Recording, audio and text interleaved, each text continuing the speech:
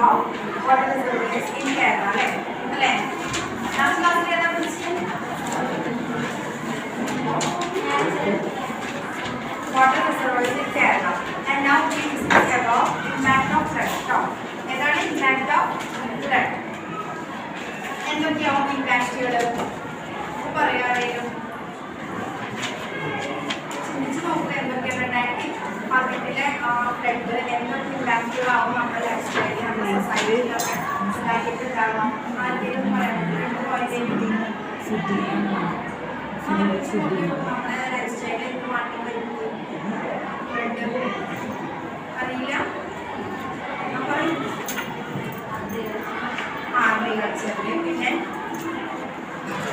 Next വീടുകൾ നഷ്ടമായി അല്ലേ?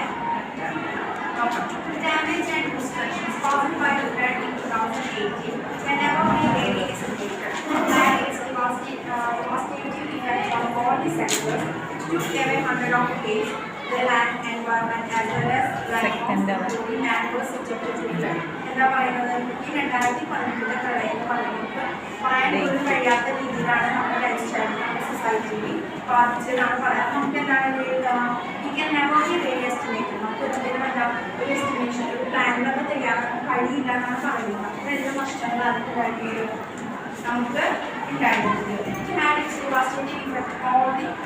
എല്ലാ മേഖലയിലും എന്താണ് ഇതിൻ്റെ നഷ്ടങ്ങൾ ഉണ്ടായിട്ടുണ്ട്. എന്താ നൂറുകണക്കിന് ജീവൻ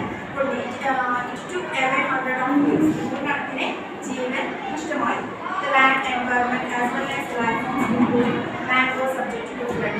ഭൂമിയും മനുഷ്യനടക്കമുള്ള ജീവജാലങ്ങളും പരിസ്ഥിതിയും എല്ലാം പ്രളയത്തിലെന്തായി വിധേയരായി എന്നാണ് പറയുന്നത് കേട്ടോ.